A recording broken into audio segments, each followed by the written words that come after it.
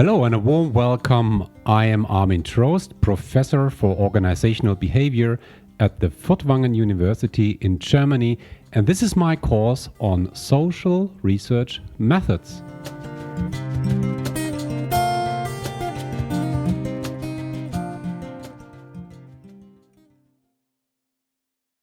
Okay, everybody.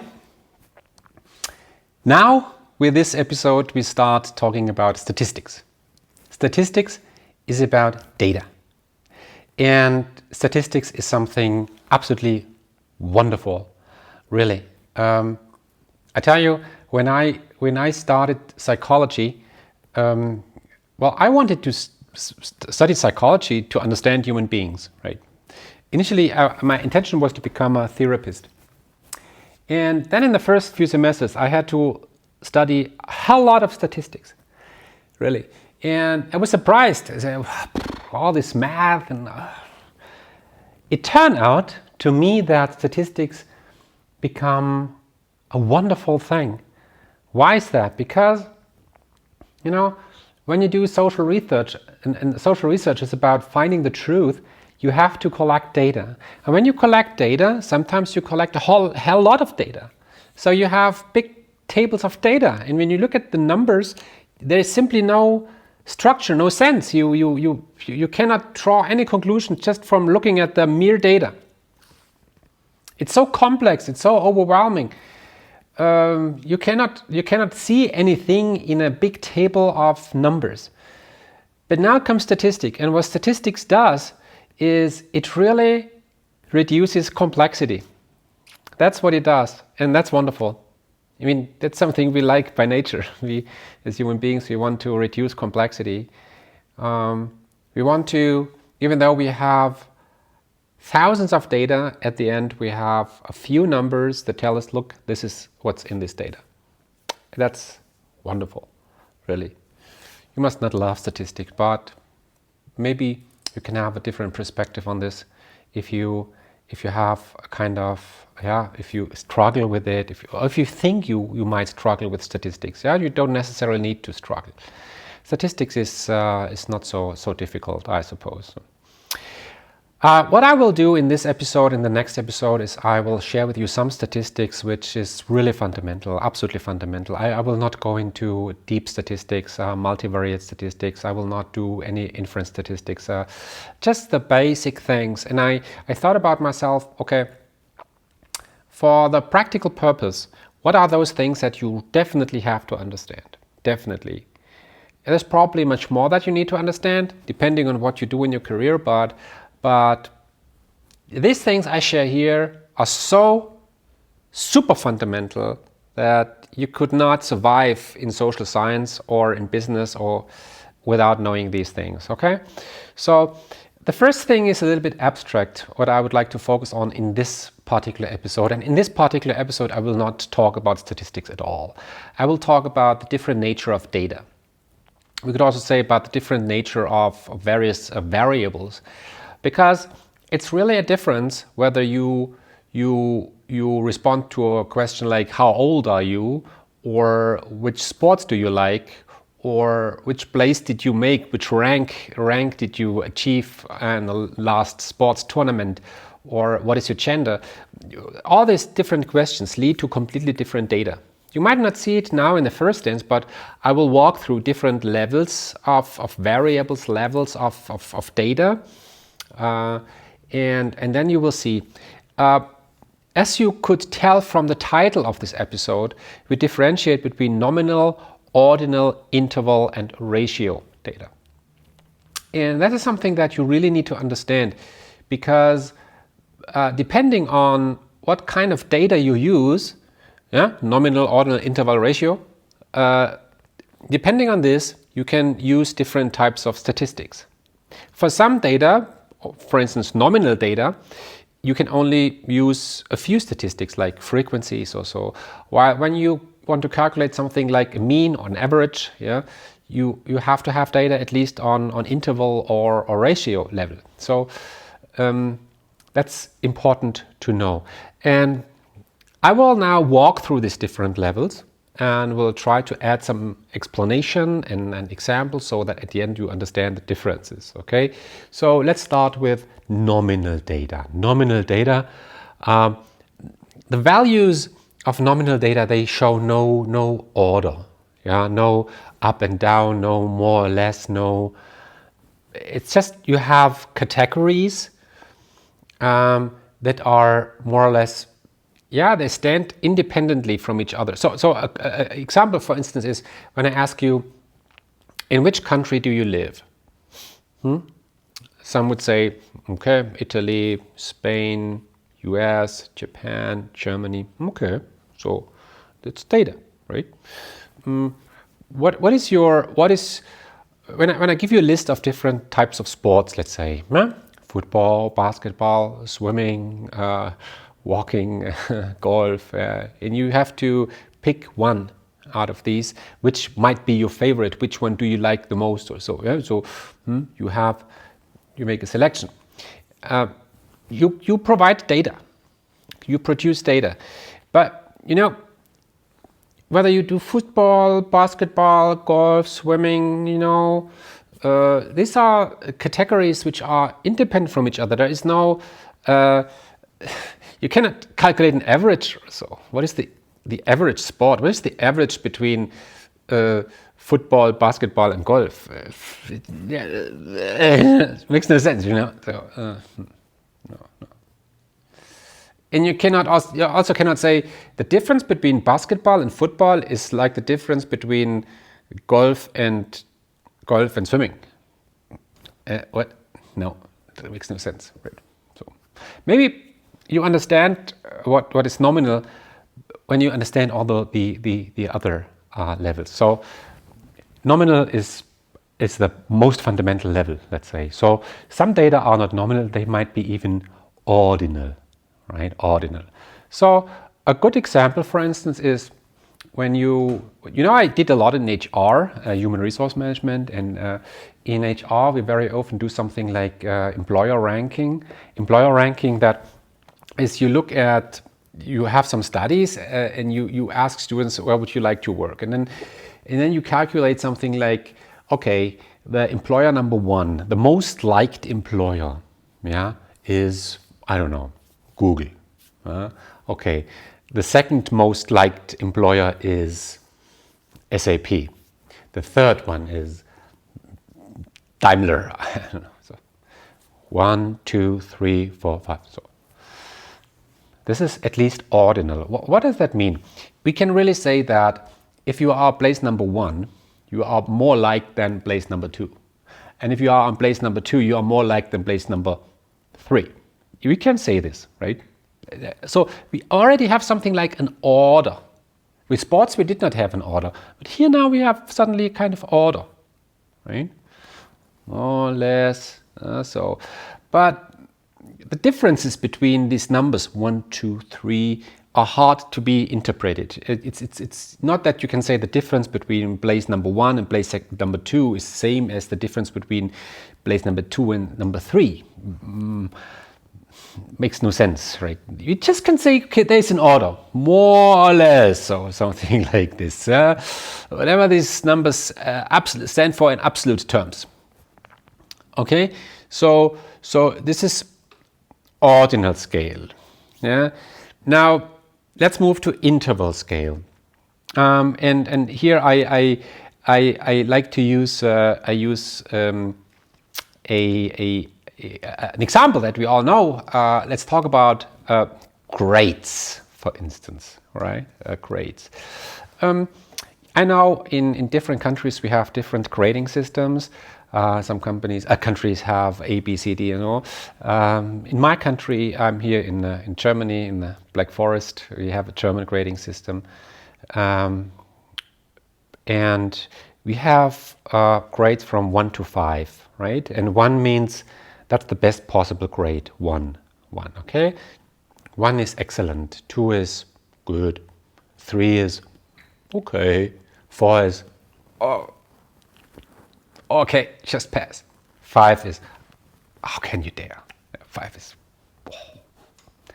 not passed, bad. Okay, so this is the grading system. 1, 2, 3, 4, 5. It's definitely ordinal scale, definitely, at least. Because we can say, if one has a 1, he or she's better than when you have a 2, right? And when you have a 2, you're really better than a 3. So that's already a kind of order, right? But now the question is, how is it interval? Is it that the difference between a 1 and a 2, is that the same with your performance between 2 and 3? And is that the same like 3 and 4? So how about the intervals, right? And it's an interesting debate, yeah. If whether this is interval or ordinal, yeah, is it just an order, or can we really say that these intervals are equal? Yeah.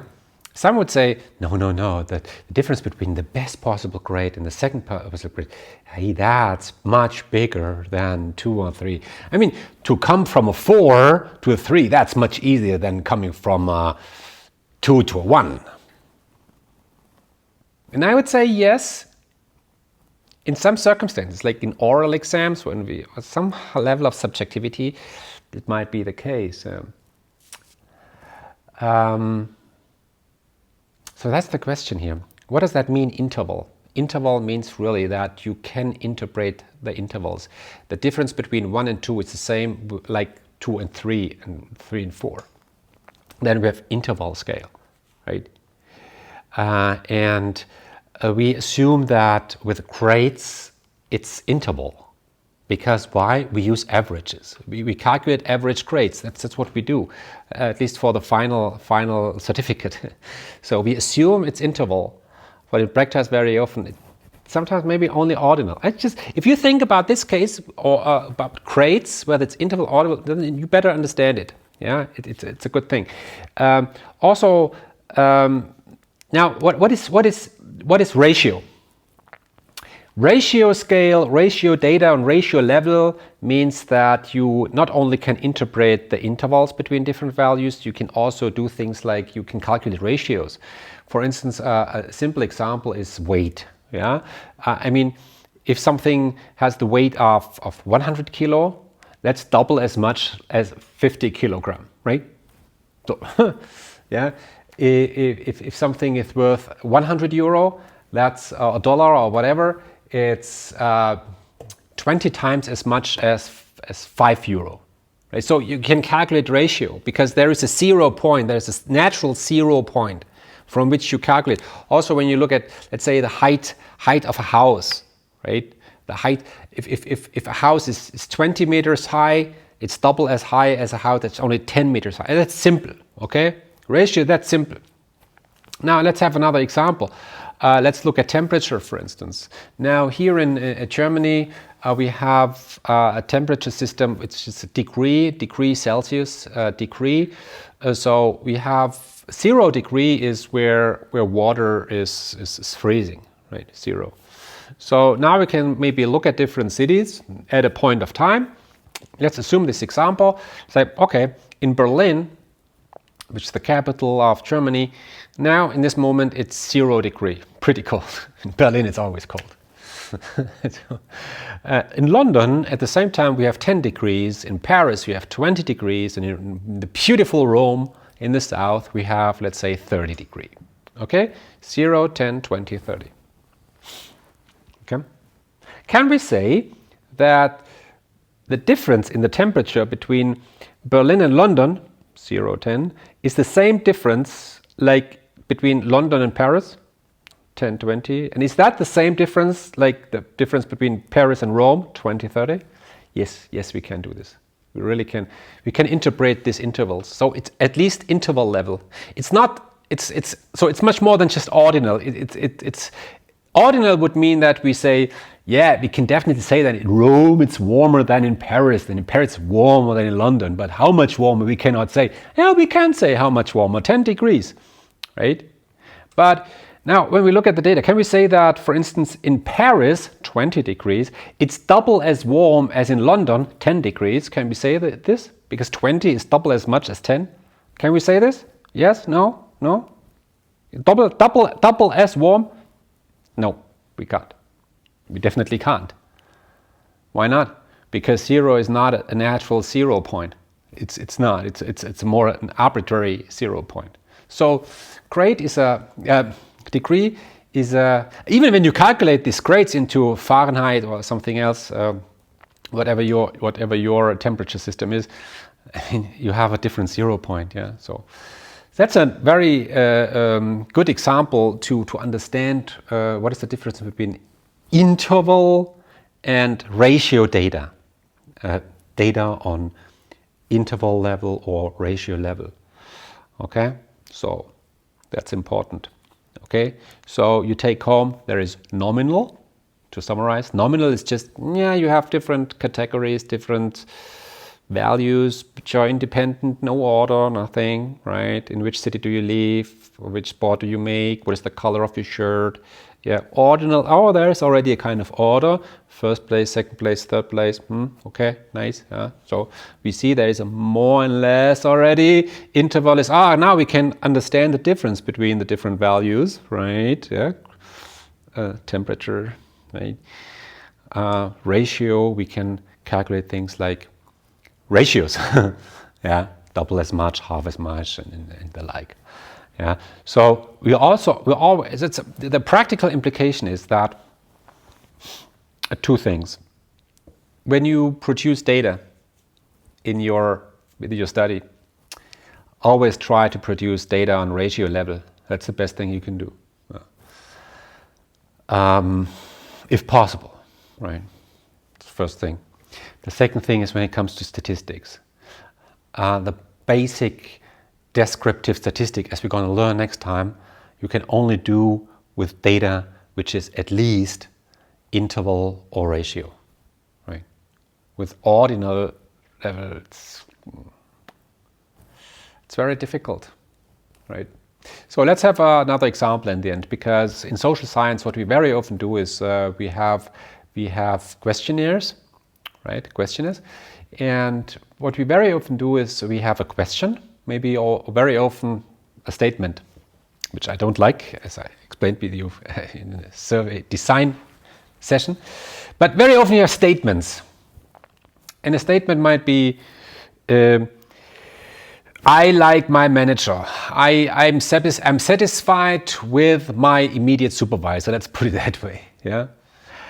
I'm optimistic when thinking about the future. Okay, that's a typical item in a questionnaire. And then you have something like strongly agree, partly, do not agree, disagree, strongly disagree. Okay, a 5-point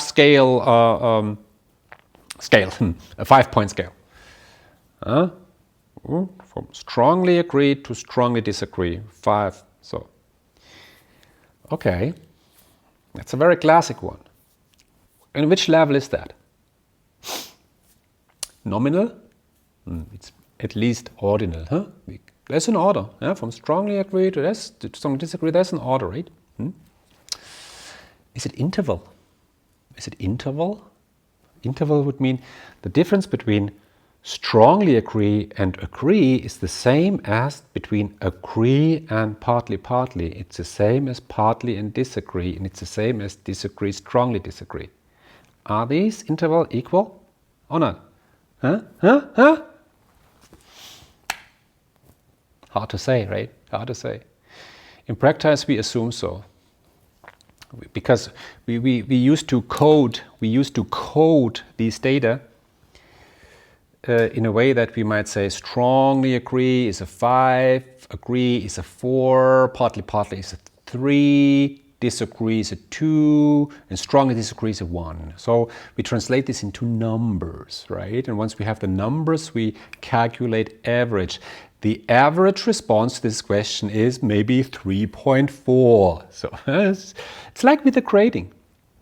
We do this. So we very often assume things are on interval level.